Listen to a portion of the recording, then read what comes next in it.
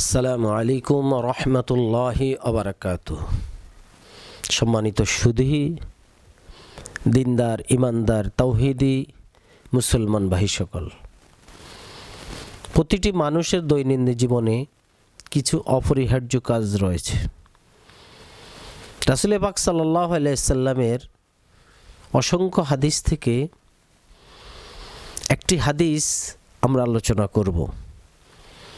প্রতিদিন মানুষের জন্য কমপক্ষে 6টি দায়িত্ব এবং কর্তব্য রয়েছে। যেমন হাদিসে এসেছে, আন আবি হুরায়রা রাদিয়াল্লাহু তাআলা আনহু ক্বালা রাসূলুল্লাহ সাল্লাল্লাহু আলাইহি ওয়াসাল্লাম লিল মুমিনি আলাল মুমিনি সিত্তু খিসালিন ইয়াউদুহু ইযা মারিদা ওয়া ইয়াশহাদু ইযা মাতা ওয়া ইউজিবুহু ইযা দাআহু ওয়া ইউসাল্লিমু আলাইহি ইযা লাকিয়াহু ওয়াইশাম্মিতুহু ইযা আতাসা ওয়ায়ানসাহু লাহু ইযা গাবা আও শাহিদা।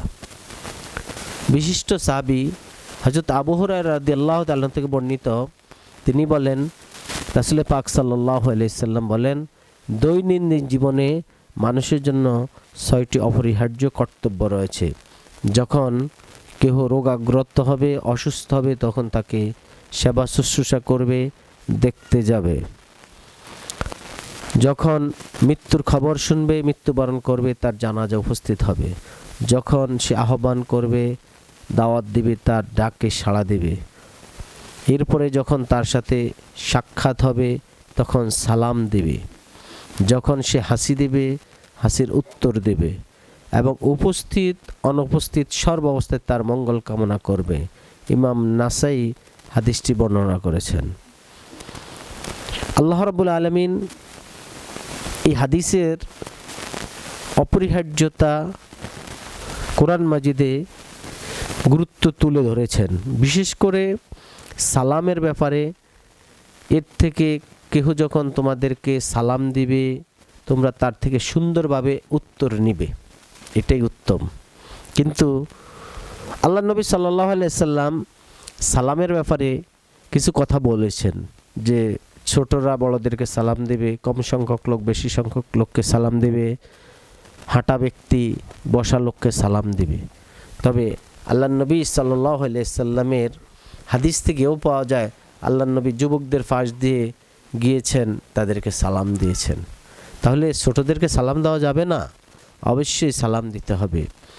অনেক সময় ছোট ছোট বাচ্চারা আপনার পাশ দিয়ে আসা যাওয়া করে, সে সালামের গুরুত্ব বুঝে না। আপনি যদি তাকে শিক্ষা দেওয়ার উদ্দেশ্যে সালাম দিয়ে দেন, পরবর্তীতে সে আবার আপনাকে সালাম দিবে, তাহলে সালামের আদান প্রদানটা আমাদের মাঝে বেশি হবে। কারণ আল্লাহ নবী সাল্লাল্লাহু আলাইহি সাল্লাম বলেছেন যে তোমরা সালামের বিস্তার ঘটাও। যত বেশি সালামের বিস্তার ঘটাবে, তত বেশি তোমাদের মধ্যে মহব্বত সৃষ্টি হবে। অতএব আমরা শুধু সালাম পাওয়ার অপেক্ষায় থাকবো না, আমরা সালামটা আগে দিয়ে দিব। কারণ আগে যে সালাম দেয়, আল্লাহ রাব্বুল আলামিন তাকে 90টা নেকি দান করেন এবং তার মর্তবা বেশি, এবং সেই লোকটা নিরহংকার হিসাবে আল্লাহ রাব্বুল আলামিনের কাছে অবশ্যই তার নামটা লেখা হয়। তাহলে আমরা আগে সালাম দেওয়ার চেষ্টা করব। অনেক সময় দেখা যায় আমরা যারা বড় আছি, আমরা শুধু সালাম পাওয়ার জন্য মানুষের মুখের দিকে তাকাই থাকি, যে এই ছেলেটা আমাকে কেন সালাম দিচ্ছে না, এই গরিব লোকটা আমাকে কেন সালাম দিচ্ছে না, আমি তো একজন ধনী ব্যক্তি, আমি তো একজন বড় ব্যক্তি, আমি তো অমুক, আমি তো এইভাবে সমাজের একজন গণ্যমান্য ব্যক্তি, আমাকে তো অন্যরা সালাম দিবে না। এটা আল্লাহ নবী শিখায় নাই। কেননা আল্লাহ নবী এটা বুঝিয়েছেন যে আগে সালাম দেবে, তার মর্তবা বেশি।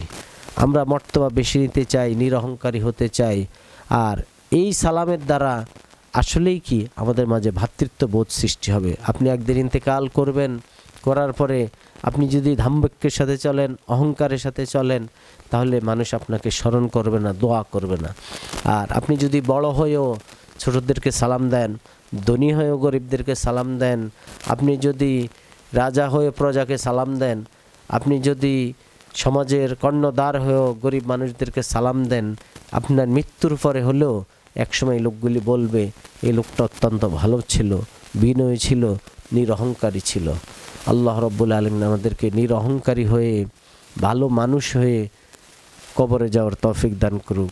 আমা আলাইনিল বালাগ। আসসালামু আলাইকুম ওয়া রাহমাতুল্লাহি ওয়া বারাকাতুহু।